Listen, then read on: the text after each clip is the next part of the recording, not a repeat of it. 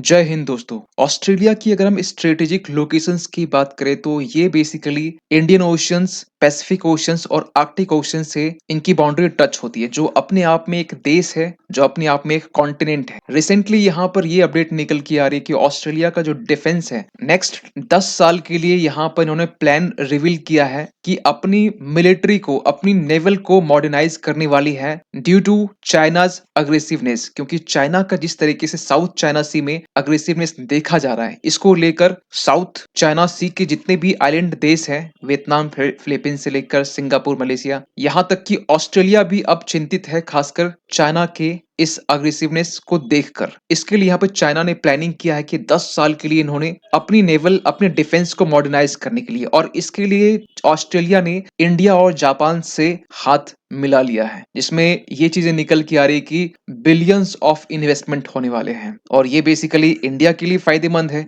India को एक partner मिल जाएगा बेसिकली चाइना को काउंटर करने के लिए। जापान तो ऑलरेडी है ही, सो इसके लिए यहाँ पर ऑस्ट्रेलिया प्लानिंग कर रहा है कि मैसिव अपग्रेड हो सके जितना से जितना नेवी में, इवन की ओवरऑल डिफेंस में, ताकि चाइना का जो डिफेंस और नेवी है उसको काउंटर कर सके साउथ चाइना सी में और इवन के इंडियन ओशन और पैसिफिक ओशन में। और इसके लिए यहाँ पर ऑस्ट्रेलिया अकेला नहीं है, यहाँ पर फिलीपींस भी है, जापान भी है, ताइवान भी है, जो चाइना जिसे अपना मानता है। इवन कि ऑस्ट्रेलिया जो 10 साल का प्लान रिवील किया है उसमें कहा जा रहा है कि ये बेसिकली 20 अक्टूबर को, इस डेट को ये अनाउंस किया गया कि अपनी मेजर वॉरशिप्स को 11 से बढ़ाकर 26 किया जाएगा। इवन एडिशनल जो है defence spending 11.1 billion US dollar करने की बात की जा रही है। और इस नेवल मॉडर्नाइजेशन में ऑस्ट्रेलिया जो है बेसिकली यहाँ पर 11 ऐसे new general purpose frigates purchase करने वाला है यूएस से। फ्रिगेट्स मतलब होता है कि युद्ध तोप या लड़ाकू शिप कह सकते हैं। और ये जो बेसिकली फ्लीट है, लार्जेस्ट फ्लीट होने वाला है ऑस्ट्रेलिया के लिए, क्योंकि सेकेंड वर्ल्ड वॉर के टाइम में इन्होंने जो फ्लीट परचेज किया, इसके बाद से ये अब तक का सबसे बड़ा फ्लीट होने वाला है। इवन की नेवी यहाँ पर 6 sizeable optionally crude surface vessels भी खरीदने वाली है। मतलब ये हुआ कि वो शिप्स, वेसल्स जो बिना क्रू के चलेगी, यानी कि अनक्रू मान सकते हैं इसे, जो बेसिकली ऑस्ट्रेलिया के सरफेस कॉम्बिटेंट फ्लीट को और भी इनहेंस करने वाला है। इवन इसके अलावा भी हम बात करें तो एयर के लिए यहाँ पर Hobart class air warfare destroyers ये भी खरीदने वाला है ऑस्ट्रेलिया, जो अपने आप में एक मॉडिफाइड एयर डिफेंस डिस्ट्रॉयर्स है और लॉन्ग स्ट्राइक कैपेबिलिटीज रखता है। इवन की पेट्रोलिंग के लिए देखिए, अभी तक जो ऑस्ट्रेलिया था वो डिफेंसिव मोड में अपने डिफेंस को यूटिलाइज कर रहा था, लेकिन अब जो है यहाँ पर ऑफशोर पेट्रोल वेसल्स के बारे में कहा जा रहा है, इसकी जो नंबर्स है वो कम कर दिया जाएगा, हाफ, और इसके जगह पर ऑफेंसिव वेपन्स डिस्ट्रॉयर्स इसे खरीदने की बात की जा रही है। यहाँ तक कि इन्होंने ये भी कहा कि न्यूक्लियर वर्जीनिया क्लास सबमरीन जो यूएस का है, इनसे खरीदने वाला है, एक्वायर करने वाला है। इवन की ऑकस एग्रीमेंट के तहत में ऑस्ट्रेलिया, यूके और यूएस, ये तीनों देश के बीच में एग्रीमेंट है कि ऑस्ट्रेलिया यहाँ पर न्यूक्लियर सबमरीन्स को बिल्ड करेगा यूके की मदद से। और इसके लिए ऑस्ट्रेलिया ने साफ साफ कह दिया है कि Australia is putting money where the mouth is, खुल के पैसा खर्च करने के लिए तैयार है। तो बेसिकली यहाँ पर इंडिया के लिए एक अपॉर्चुनिटी बन जाता है कि इंडिया एक अच्छा सप्लायर बन सकता है। जहां तक हम लोग रिसेंट में ब्रह्मोस को लेकर, आकाश मिसाइल से लेकर जहां पर डील हमने साइन की है। लेकिन सवाल ये निकलता है कि ऑस्ट्रेलिया क्यों मॉडर्नाइज करना चाहता है नेवल आज के टाइम में? सबसे बड़ा ही रीजन क्या है? चाइना। चाइना जिस तरीके से थ्रेट बढ़ता जा रहा है, rising threat Indo Pacific region में, उसको देखकर यहाँ पर चाइना ने, सॉरी ऑस्ट्रेलिया ने, उसके नेवी में खासकर 25% जो फ्रिगेट्स थे वो शॉर्टेज थे, जो एक ऑस्ट्रेलिया के पोटेंशियल्स के लिए बहुत बड़ा एक कंसर्न था। इसको ब्रेक करने के लिए यहाँ पर ऑस्ट्रेलिया ने ये अनाउंसमेंट किया है, क्योंकि आज के टाइम में ऑस्ट्रेलिया की जो स्ट्रेटेजिक लोकेशंस है वो भी इंपॉर्टेंट रखती है। क्योंकि जस्ट आप अगर थोड़ा सा नॉर्थ में जाएंगे तो आपको यहाँ मिल जाएगा state of Malacca, Sunda state, सारा कुछ यहाँ मिल जाएगा। तो इसलिए ऑस्ट्रेलिया का भी स्ट्रेटेजिक लोकेशंस इंपॉर्टेंट हो जाता है। और इसके लिए ऑस्ट्रेलिया जो है रिलेंटलेसली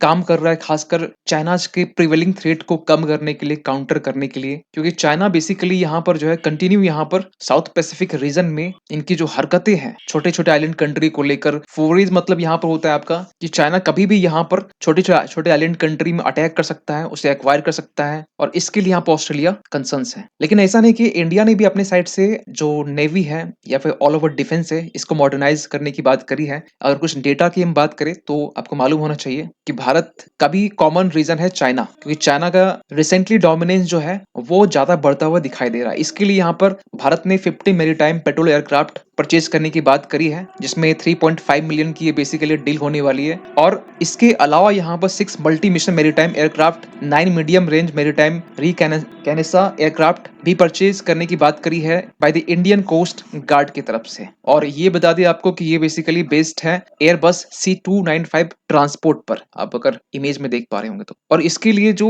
बजट है इस बार के रिसेंटली इंटरिम बजट में 19% जो इंडिया जो नेवी है इनकी बजट को बढ़ाया गया है। इसके पहले देखें तो 14% था, जो कि 17 to 2.6%, अभी ये 19% बढ़ा गया पिछले के कंपैरिजन में। और एक्सपर्ट्स भी ये मानते हैं कि इंडिया की रिसेंट में इंफ्रास्ट्रक्चर को लेकर और टेक्नोलॉजी को लेकर जिस तरीके से इन्वेस्टमेंट बढ़ रहा है, इसके पीछे सबसे बड़ा रीजन है चाइना। और इसके लिए यहाँ पर India sophisticated planes, ships, submarines आज के टाइम में बाय कर रहा है। इवन की रिसेंटली की बात करें तो नेवी चीफ एडमिरल ने अपने साइड से ये भी कहा कि जो क्रिटिकल एग्रीमेंट था खासकर 31 प्रीडेटर्स को लेकर, ड्रोन्स को लेकर, जो हमने यूएस से खरीदने की बात करी है $4 बिलियन के आसपास में, उसको भी अप्रूवल मिल चुका है। लेकिन मेरी साइड से एक कंसर्न्स ये है कि रिसेंटली आपने सुना होगा कि जो MQ-9 ड्रोन जिसे हमने खरीदने की बात करी है और जिनका अप्रूवल मिल चुका है, इसे हौतीस ने इसी ड्रोन को मार गिराया था। रिसेंट के आर्टिकल से, ये फरवरी 21 का आर्टिकल्स है और ये हम नहीं कह रहे, ये वॉइस ऑफ अमेरिका का ये आर्टिकल्स है। तो एक बार इंडिया यहाँ पर, भारत अपने साइड से इसको लेकर रीअसेस कर सकता है, क्योंकि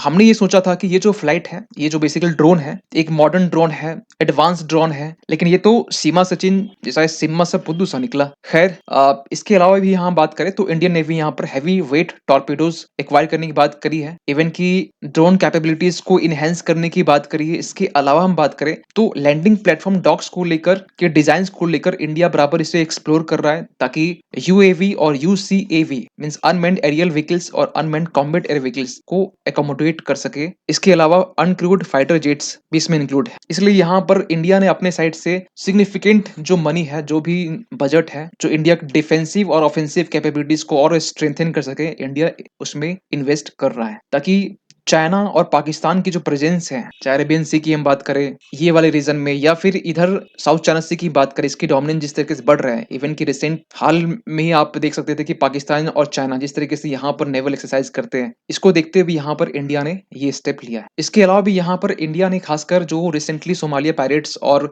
वेसल्स को रेस्क्यू किया गया इस रीजन में, सोमालिया रीजन में, तो इंडियन नेवी का जो रोल है यहाँ पर फ्लेक्सिबल और भी बन जाता है, ताकि ओनली डिफेंस में नहीं, ऑफेंस में भी हम लोग यहाँ पर एक इंपॉर्टेंट रोल प्ले कर सके। इवन की इंडिया और ऑस्ट्रेलिया के अलावा भी यहाँ पर बाकी कुछ देश ऐसे हैं, जैसे जापान हो गया, फिलीपींस हो गया, जो खासकर अपने नेवल, अपने डिफेंस को मॉडर्नाइज करने की कोशिश कर रहे हैं। जैसे कि जापान रिसेंटली 734 बिलियन येन जो है वो टाइप 12 क्रूज मिसाइल्स और यूएस मेड टॉम हॉक्स के लिए अलोकेट किया है, जो बेसिकली अपने आप में एक next generation long range missiles हैं। इवन की इसके लिए यहाँ पर जापान ने 2 एजिस इक्विप्ड वॉरशिप्स और the conversion of Izumo class carriers, इसे भी यहाँ पर कंस्ट्रक्शन की बात करी है, जो अपने आप में STOL यानी कि short take off and landing operations के लिए बेसिकली कारगर है। यहाँ तक कि फिलीपींस ने भी रिसेंटली ब्राह्मोस क्रूज मिसाइल्स के लिए इंडिया के साथ में डील पक्की कर ली है। इवन की अब यहाँ पे भी कहा जा रहा है कि ब्राह्मोस के बाद में जो तेजस है उसको भी, उसकी डील को लेकर भी बात चल रही है। ताइवान की बात करें, ताइवान अब जो कि अपने आप में एक सेल्फ रूल्ड आइलैंड स्टेट है, जहां पर डेमोक्रेसी है, चाइना जिसे ऑक्युपाई करना चाहता है। रिसेंटली